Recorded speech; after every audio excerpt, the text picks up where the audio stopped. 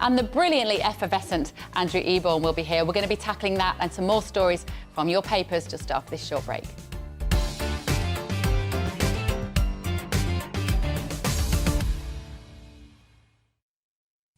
Very good morning. It is 10:22 a.m. This is Bev Turner today on GB News.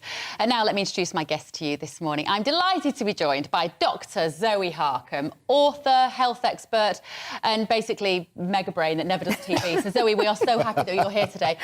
And broadcaster and futurist, you're also mildly intelligent. Mildly, I like it, but not next to the door. I love the fact we've got some glorious people. We've been having such fun in the green room as well. I knew you'd get on. Oh, we love it. We've done the show already. Well, quite. Right, let's talk about this story, Andrew. Yes. Top-selling vape is stripped from shelves in the UK because of illegal levels of nicotine. Now, this has put it in the headlines today, but I think vaping is one of the biggest, going to be the biggest health crisis of our generation.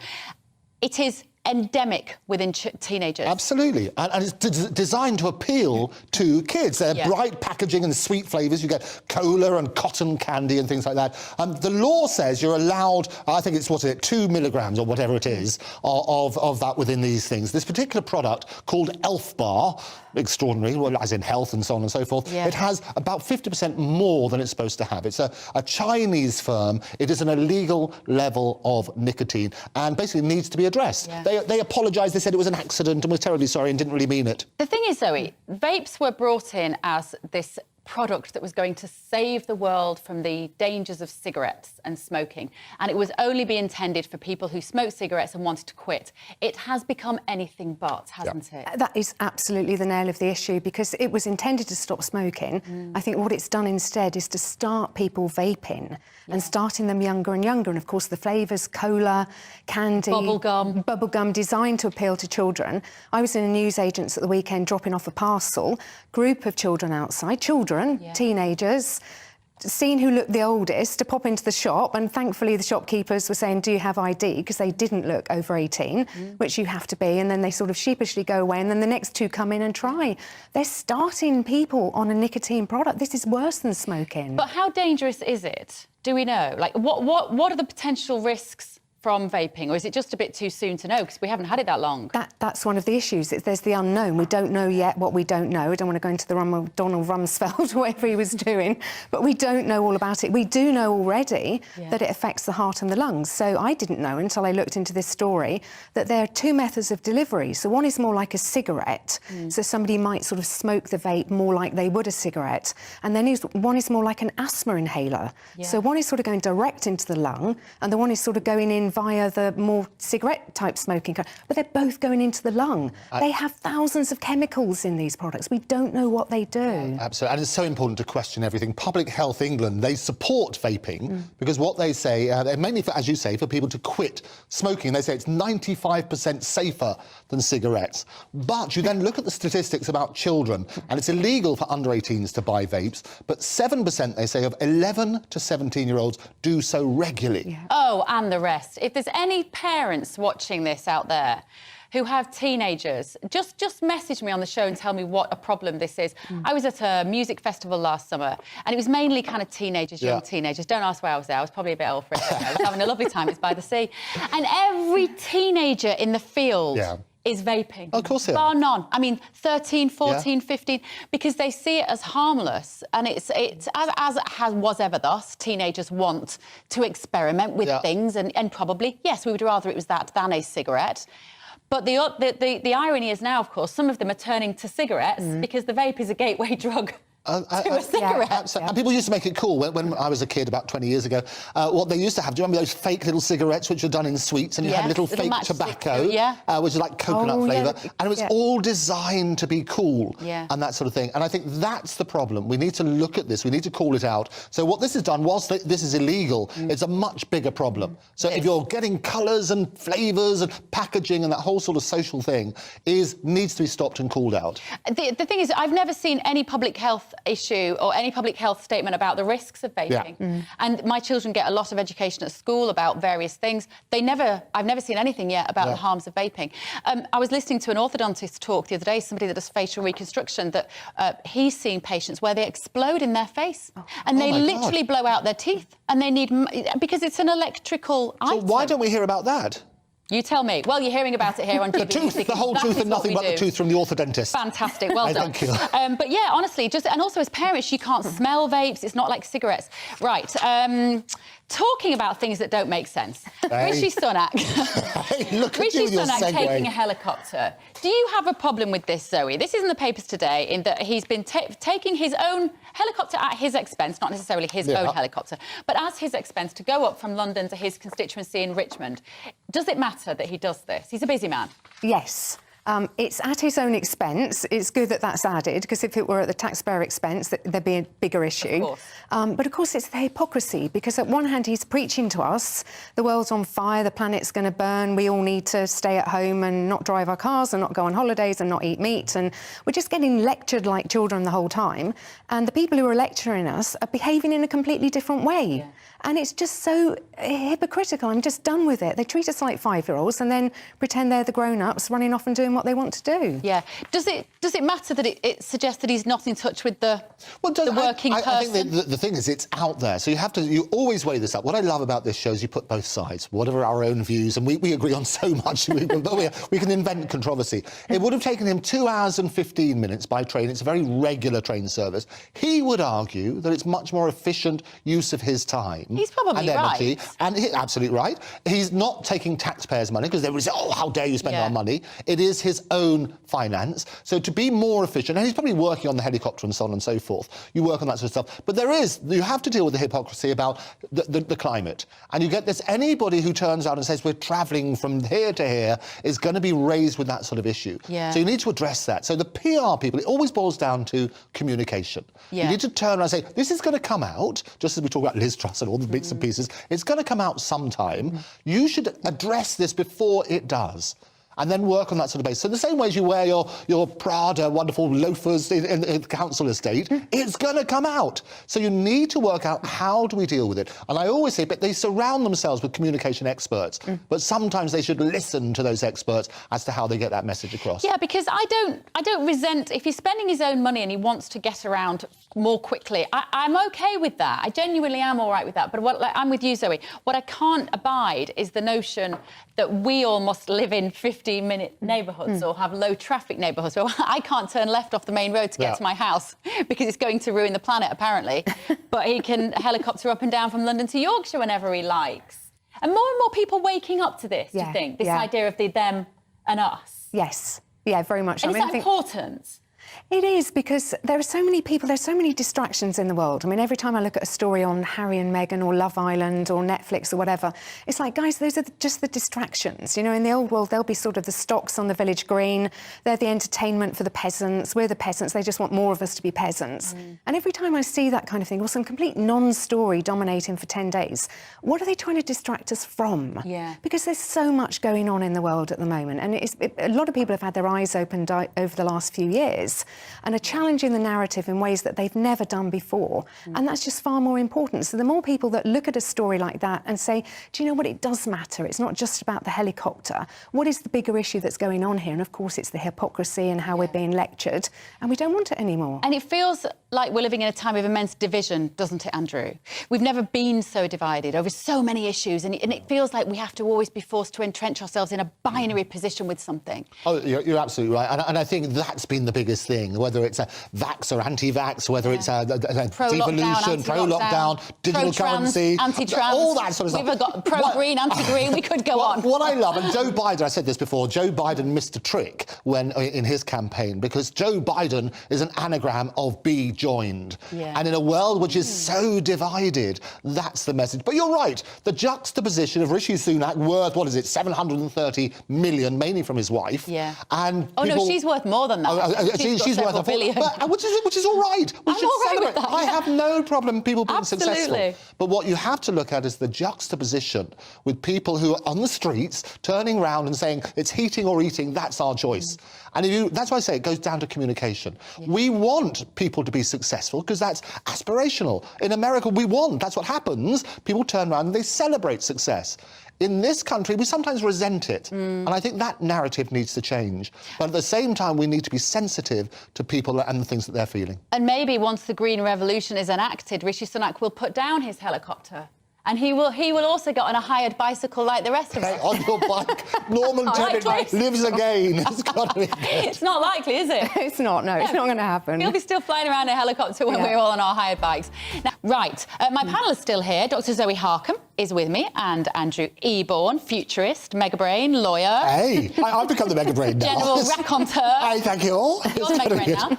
So, this is a really interesting piece about medical ethics. It's in The Guardian today, written by Hilary Osborne. And she's talking about, in this, that she had the test to work out how her propensity would be to having breast cancer. And she said that only 5 to 10% of breast cancers are believed to be hereditary. Her risk is that by the age of 80, she has a 70% chance of getting breast cancer.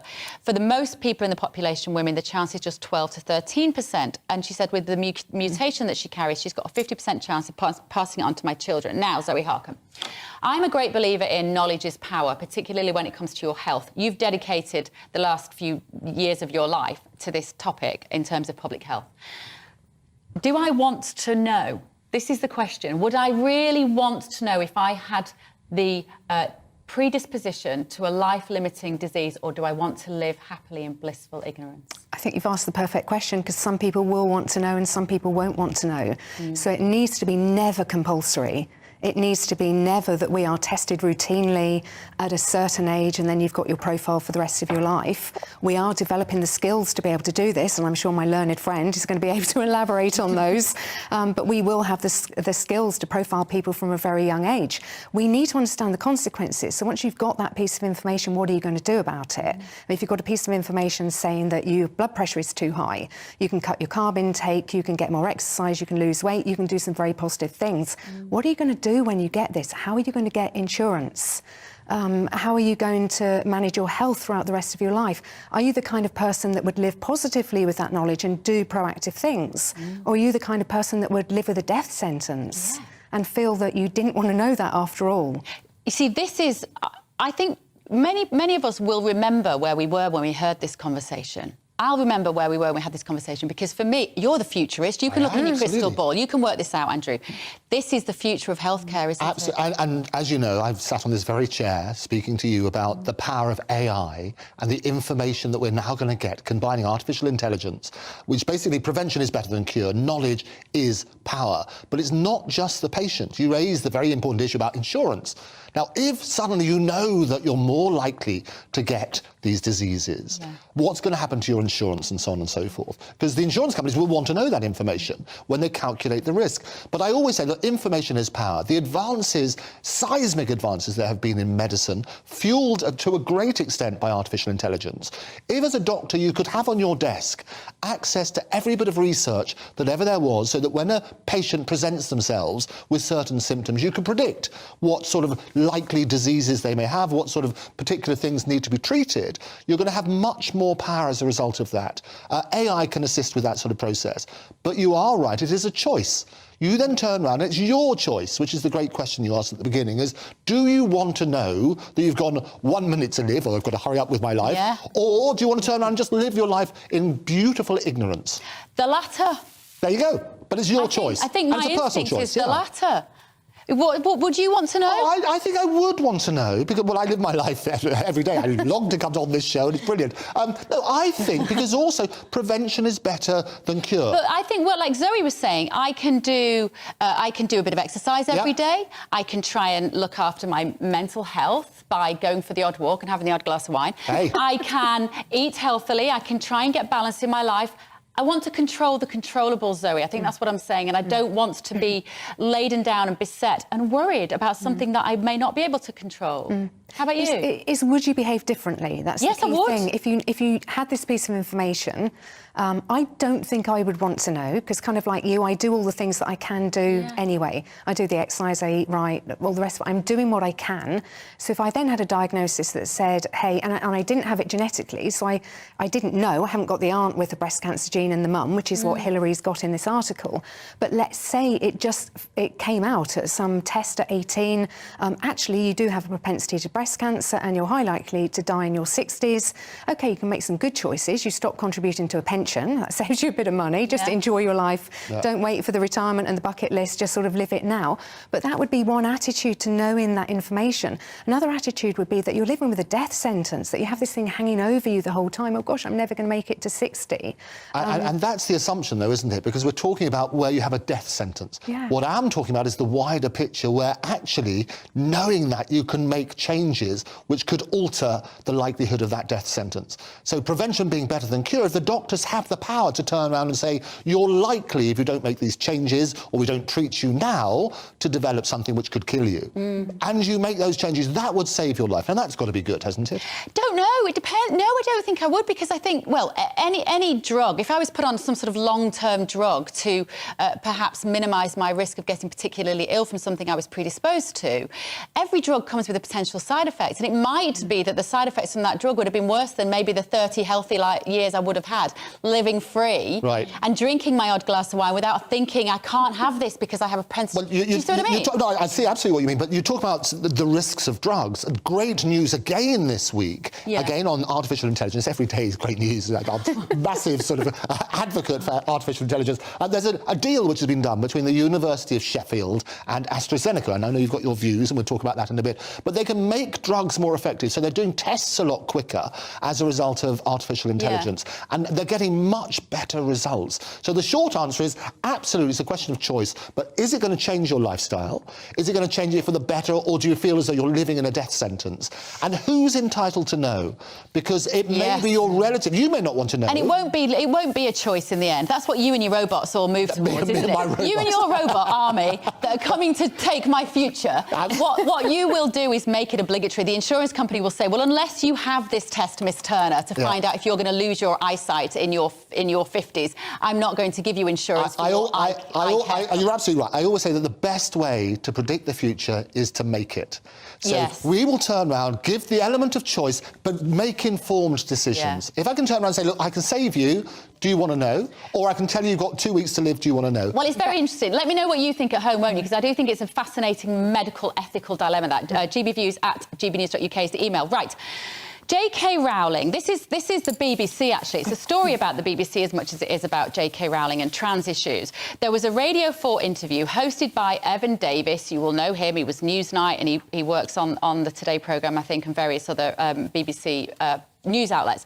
And he did an interview with a trans woman who Stacey Henley is her name, and she said that she made a sort of a slightly flippant comment about JK Rowling and saying, well, you know, she's transphobic. Obviously, she would say that she's transphobic.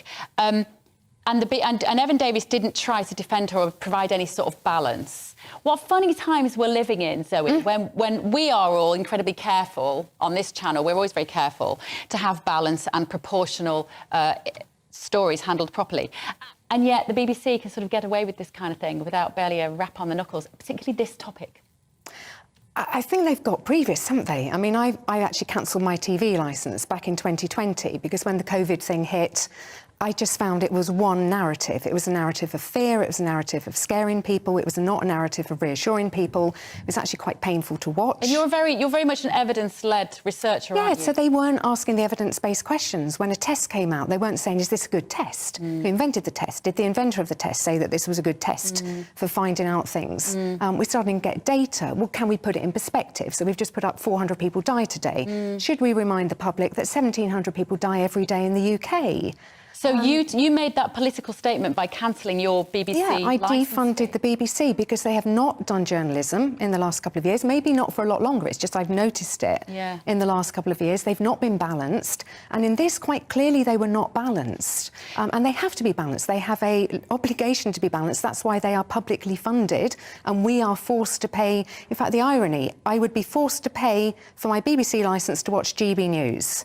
So I watch GB News on the app because I'm not going to watch it through the TV. You got in there just before I did, Zoe Harcombe. Excellent app, excellent YouTube coverage. You don't need your licence fee for that, do you, Andrew Eborn? We love it. But what is it about this particular trans issue? It seems, particularly in relation to JK Rowling, again, it's one of those conversations which has been done and had, and she is transphobic, and that's it, and even the BBC can say so. And I think it is interesting. And the BBC spokesperson, unnamed, said it's a very difficult and contentious area which we do try very hard to cover fairly. However, we should have challenged the claims more directly, and we apologise that we did not. So what this story is not about, and it's Rowling, as in bowling, and that's how she pronounces her name, so revelation for everybody. Oh, you mean I say Rowling? Well, you can say however. I mean, you do the best impersonations of accents I've ever heard. So not on the telly. I will tell you, so we will know forevermore. People always wonder the debate, so I checked before I came on here. I like to do the research. It's JK Rowling rhyming in bowling. Got it. But JK herself said in an interview when she goes to the States, they talk about howling, so they also call her JK Rowling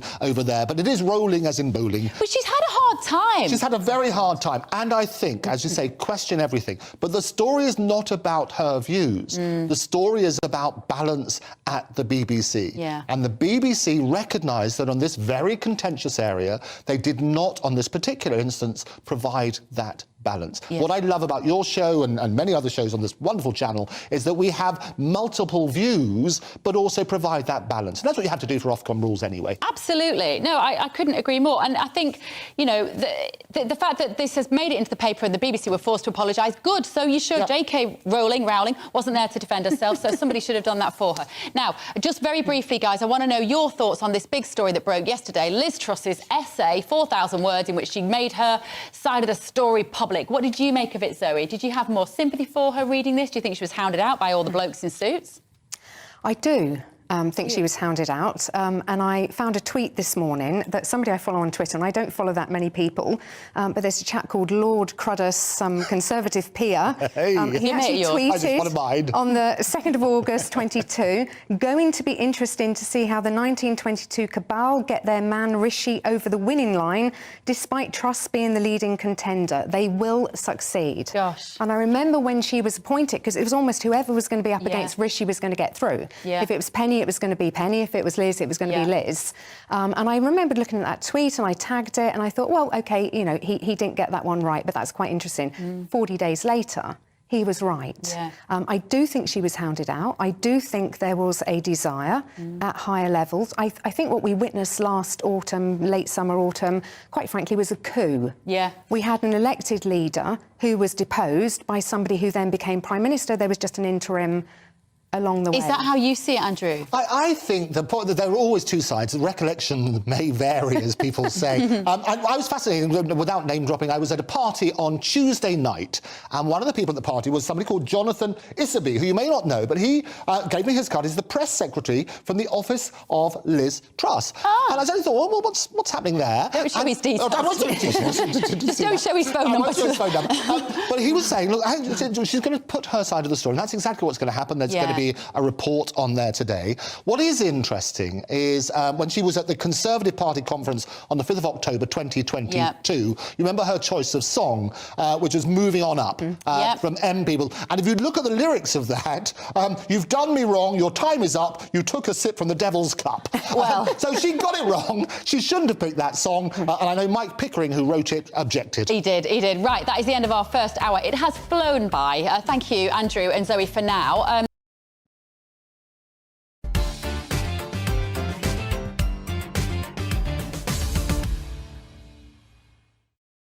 Welcome back to Better Today on GB News. My panel are back with me this morning. Dr. Zoe Harcombe, author and health expert, and broadcaster from Futurist, Andrew Eborn. Right, this is another one. We had a brilliant conversation before the break. If you missed it, where were you? You can watch it back on the app.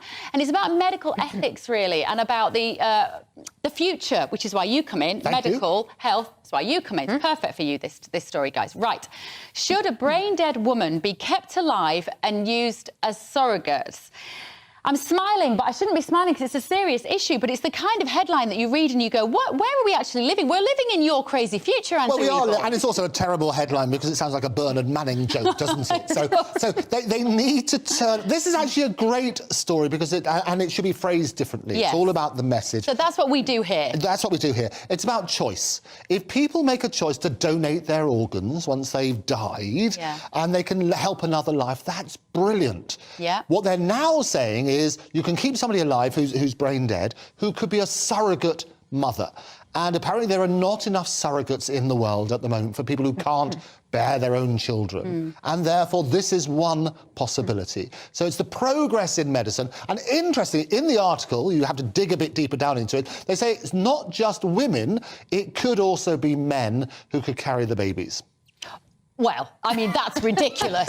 They can only have put that line in so that if it was a formerly female-born adult who then identified as a male but had retained their uterus, that's what that's about. There you go. Cool, you've got to be across all the detail of these I.e. things a these woman. days, don't you, Zoe? I.e. a woman. I'm sorry. Right. I.e. someone with a womb who is a woman. What do you make of this story? Well, do you know, when I first saw it, I thought that's the most horrific thing I've ever heard of. I mean, am I living in some sort of monster world? Yeah. This surely cannot even have been proposed. And of course, as Andrew put it, we donate organs. If somebody had said before that happened that they were prepared for that to happen, then you're suddenly into a different debate, and you know, which is why it's good to debate and not just take your first reaction.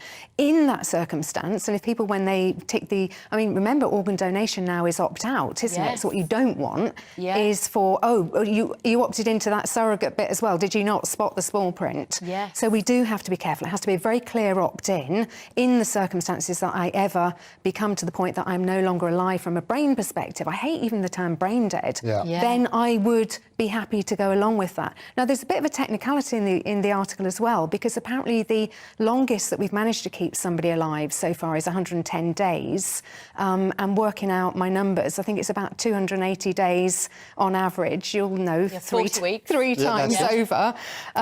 So they've got a way to go before this is even possible. I see. And then you wonder, why do you start floating this kind of stuff? Are you trying to shock us in the health perspective in some way, because actually there's something coming down the line, and if you shock us a little bit and then pull us back, then suddenly we accept the thing that we're pulled back to. So I don't know where they're going with this. Well, they can't even do it yet. It's a Norwegian philosopher who has mooted this idea. Dr. Smarjaw. What's her name? Dr. Smarjaw. Fabulous. When you write the... Open the Smarjaw to all sorts of possibilities. It's got to be good. Nightmare that we're looking at. Well, you're Anna Smarjaw. There you see. And she's an associate professor in philosophy at the University of Oslo, and she said it could be a viable option for women who prefer not to carry a child. Yes. So the idea is that if you are a woman who's maybe been involved in some sort of traumatic head injury, maybe you've had a car accident, a brain injury, and yet your body can be kept alive, as Zoe has explained, you can be impregnated in vitro fertilisation to carry... You are just... Remember, do you speak Latin? Fluently. I bet you do. As a barrister, absolutely. Tota mulier in utero. You're right. You're absolutely right. Which means... Woman is nothing but a womb. Exactly. You had no idea what I meant then, I did. I will pretend that I do. No, we did. I studied Latin. You have to study Latin. And of course, that was a phrase that was meant to be a driver for feminism, that women have to move beyond just being seen as nothing but a womb. So this story, perhaps... It pushes us slightly back in time in terms of feminism, Zoe, in that you could be in your hospital bed and they say, well, you know, we can use that woman now as an incubator, a human incubator. The other part of the story I think that people aren't really considering is the child that is born to the woman in that condition. Surely the implications on them could be enormous. Yeah, yeah. I think it's generally accepted that it's a good idea to have two parents, if at all possible. Or at least one that, Male and female, because that's how we make babies. You know, I know we can do other things at the moment. Zoe. Breaking news! This is how we make babies on the Bev Turner show. I'm so controversial, and I can't go to the place that a man is having a baby. I'm sorry, we've just got to stop this delusion. Yeah. You know, we didn't fully cover the JK Rowling. Andrew, you know, very... Rolling, as in bowling. Bowling, yes, sorry, bowling, we did learn that. Andrew very tactfully said, well, you know, this is about the BBC impartiality, but there is a big issue, and you had kind of touched on it in the introduction, which is JK Rowling has been a fantastic voice for women, and the idea that somebody could go on the show and then unopposed accuse her of being transphobic. So there was a journalist, I think it was E.S. Rosetta or something, who was tasked with finding the 20 most transphobic things that JK Rowling had ever said and couldn't even find one. No. So that was then the story. Well, I think the reason JK Rowling has got embroiled into this is because she's a wordsmith, and she's a writer, and she's always been fighting for the fact that we're losing the word woman. And as soon as she said that, you know, she's become the victim there has to be a platform. of trans activism. Right, we've got to move on. OK. Now I'm back on my panel with my panel here, Andrew Eborn and Dr. Zoe Harcombe. First time for you today, Zoe. I'm glad you haven't left the building so far. You've had a good time so far. Right, OK. I'm going to need an explainer from you on this, Andrew Eborn, as you're a man that comes from the future. Thank you. This is about the digital pound that might be possible by 2030 in a bid to combat the failing use of cash. Andrew Bailey and Jeremy Hunt are expected to say it is likely that a new form of money will be needed as cash use continues to decline in an increasingly digital economy. It all sounds so harmless. It does sound harmless, and what it basically is it's basically, as the title suggests, digital currency. You don't need to have physical notes, physical coins and so on and so forth. And the problem is we've started with the world of cryptocurrency, and that's got a really bad name because of things like FTX, and you remember the terrible, appropriately named Sam Bankman-Fried, and the wonderful billions which are lost as a result of it. It is really useful because why on earth should you have physical items in order to exchange? It's the old days of bartering. Here's your eggs and I'll give you a couple of bits of chicken as opposed to everything being digital. And I said for a long time that what you've got to try and do is to simplify the way that we transact. And so the way that So what will this look like for people? How does the transition happen? What does it mean for the money in people's bank accounts?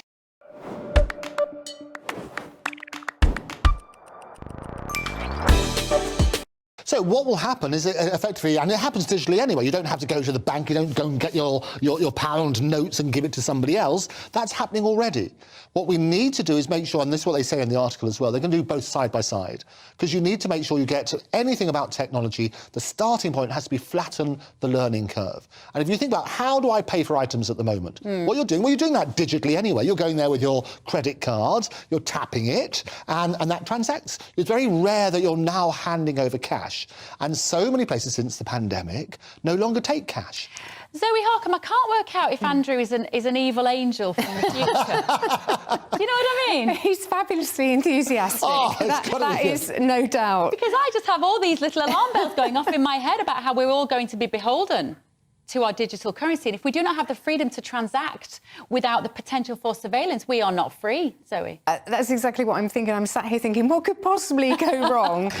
So I want to understand the aim. And having read the article, the aim seems to be, because we're using cash less, but we've been forced to use cash less.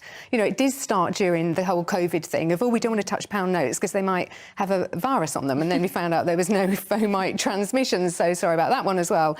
But why are they doing this? And if they are having the two along side by side, as Andrew says, we're there already. We already have digital payments.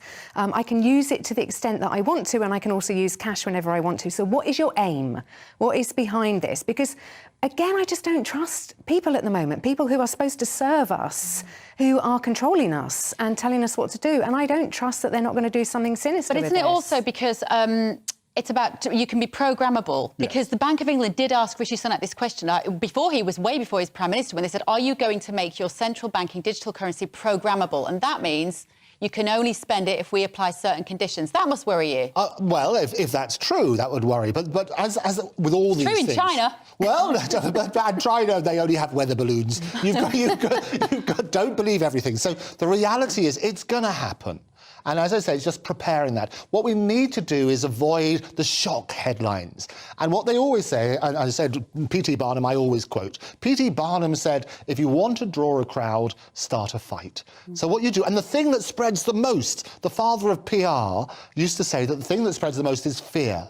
So if you worry people about things, then all of a sudden they're not going to do it. What we need to do, and what you do brilliantly on this show, is we flatten the learning curve, explain what's going to happen. We're already doing digital transactions. There are far more digital transactions than people handling cash. What we need to make sure is that nobody's excluded. I agree. And what I love is the fact that we are talking about it and very few people are. Yeah. And that's what we need to be doing, is to make sure that we all understand what the regulations and the alignments might be around that. Right. Zoe, we're moving on, which is very accurate because this is a story about ADHD. Apparently, this is Max Pemberton writing in the Mail today, is that it is the must-have mental health condition and it's being overdiagnosed, in his opinion, as a doctor. Is this not just because none of us can concentrate for very long anymore because we're always flicking on our phones? I think there is some of that. I mean, we actually looked down the list of what is it that manifests itself as ADHD. It's things like impulsiveness, disorganised, poor time management, not able to focus. And I think we are developing a generation who would meet those criteria because it is all so multifactorial and so instant. You're on your phone and then it rings and then a message pops up and a notification and then you do this and you do... We didn't have that when we were younger and you could just focus on your homework or just do that. There is also the issue that you have the capacity to diagnose people more at the moment. So perhaps we did have the levels of autism, ADHD that we had then, but we're just more able to diagnose them. But it's about 5%, I think, globally that are being diagnosed or have been diagnosed as ADHD, 1 in 20.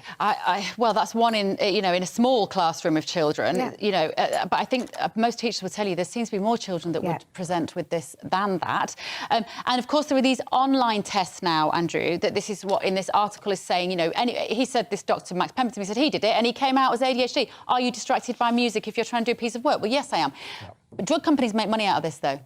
They do indeed, but what I don't like about this article, and I know Dr. Max Pemberton is there to, as I said, P.T. Barnum, start a fight. Yeah. You work on that sort of way. It's actually very negative. I think lots of celebrities have come out who legitimately, so Johnny Vegas, who very recently spoke about his own challenges, and he said he found it very reassuring to find that he got a diagnosis. I think what I always object to labels, and we've become a society that's obsessed with labels and packaging people. We should celebrate diversity, but I also think, and it's a legitimate point, I also think we need to be the generation that talks about mental health so that the next generation doesn't suffer the stigma. Yeah. And I think if we understand those conditions, it looks good. The other thing which we should touch on as well, though, is the gender bias. Oh, yeah. So the reports coming out at the moment is they're not getting women and girls are not being properly diagnosed because they're saying it's more likely to be depression or anxiety than ADHD.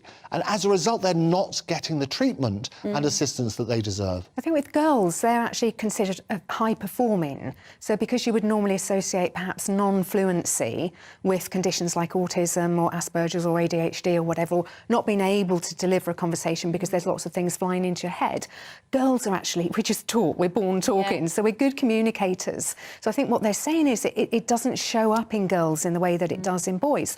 I know a little boy that's been diagnosed quite easily because it's just so obvious in his behaviour that he has got some things that need some help. And I think with boys, it often is more common because boys are energetic, or it's maybe more commonly misdiagnosed because they are generally, when my son was little, he was bouncing off the walls. He's still fairly bouncing off the walls now at 19. Yes. And therefore these children, I think also the school system as well perhaps doesn't, because it expects all children to sit down carefully and do this. Then some of those children, it's very hard for them to... I think clipping people's wings at an early age is really tough. And I'm always talking about, the wonderful people who celebrate their diversity. Autism, for example, some of the most creative people have suffered with autism.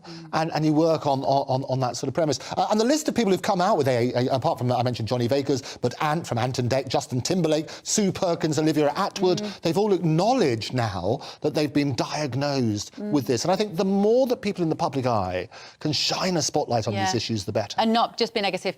Right, today has been anything but negative. Thank you so much to both of you. Andrew Eborn, Dr. Zoe Harcombe. Do come again, won't you? Thank you. Right, it has flown by. Coming up next is GB News Live with Mark Longhurst. I'm Bev Turner. I'll see you tomorrow morning at 10.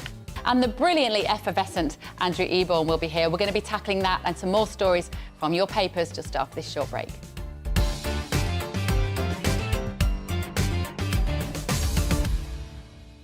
And the brilliantly effervescent Andrew Eborn will be here. We're going to be tackling that and some more stories from your papers just after this short break.